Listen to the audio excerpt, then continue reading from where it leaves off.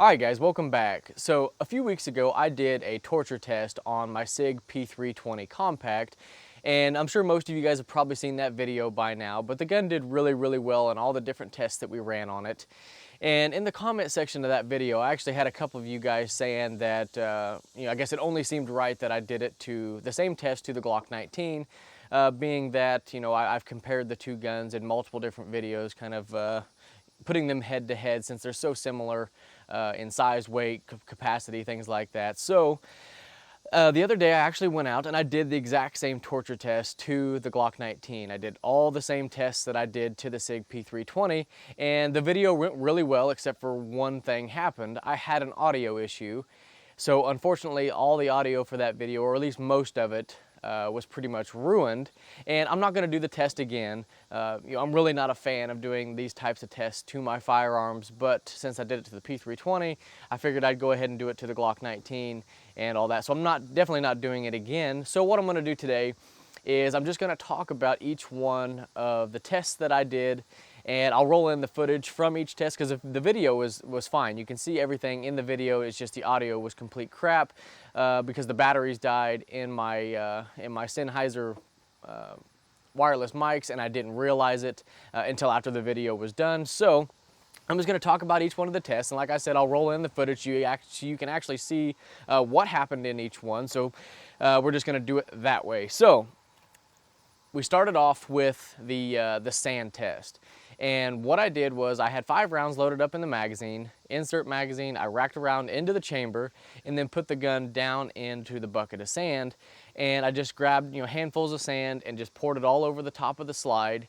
And, doing this kind of simulates, if you carry your gun all day long and say you live in a dusty, sandy type environment and the sand's blowing all the time, you get sand all over, your gun from having it either inside the waistband or outside the waistband, however you carry it, but you get sand all over the gun.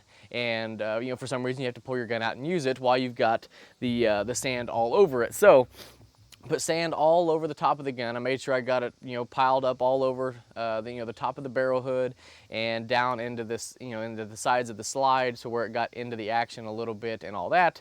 So I just poured it all over the top of it, pulled it up, and shot 5 rounds, and the gun performed flawlessly, no hiccups whatsoever, ran just fine.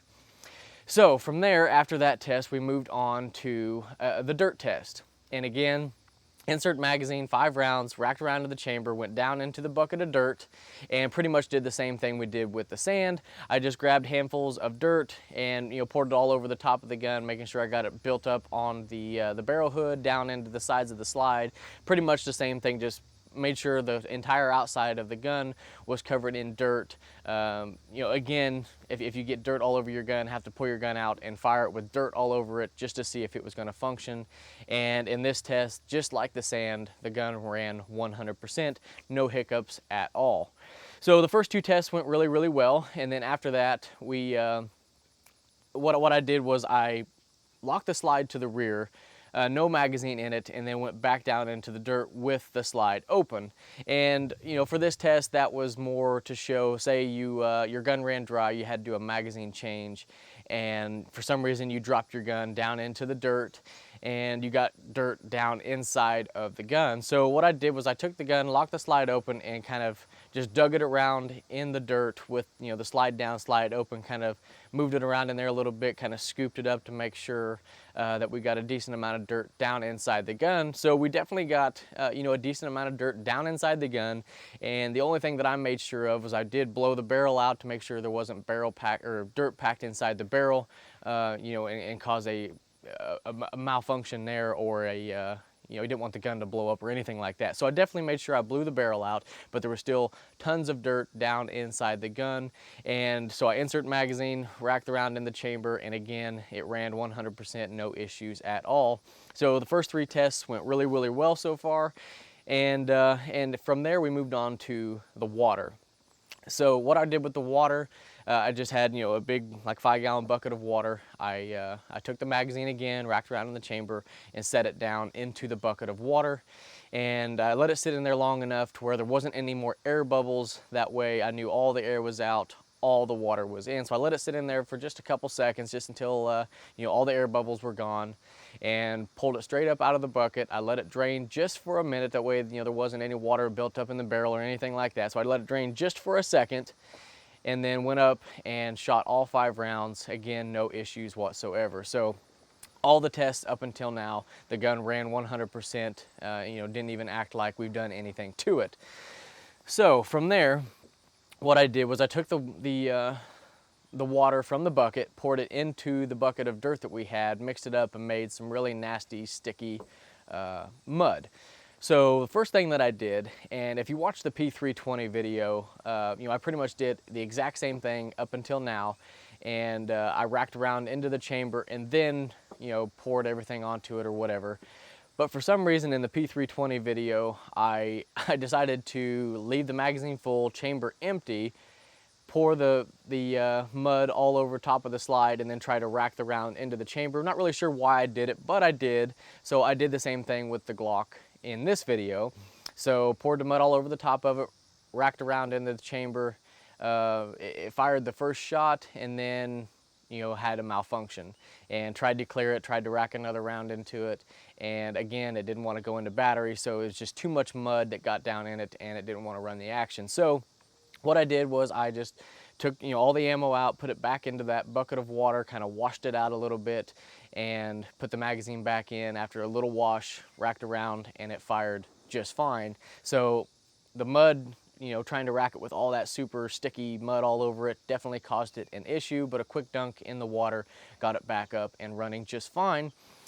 Now that's where the p320 video ended, but in that video, some of you guys were saying that if I did the test with the mud, just like I did, the sand, the water, and the dirt and all that, with the round already in the chamber, the gun probably would have had different results. And unfortunately, I wasn't able to do it with the p320, but for the Glock video, I went ahead and give that a try. So I put the magazine in the gun, racked around in the chamber, put the mud back over top of it, just like we did in the first test, and shot the gun. I got 2 rounds off and then had a little hang up, cleared that real quick, and then it fired the rest of the round. So it definitely did much better already having a round in the chamber with the mud. So still wasn't 100%, had that one little hang up, but definitely did a lot better.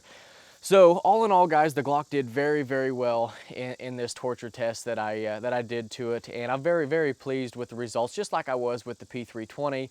Now, with both of these tests, this wasn't the most extreme torture test that's ever been done to any pistols.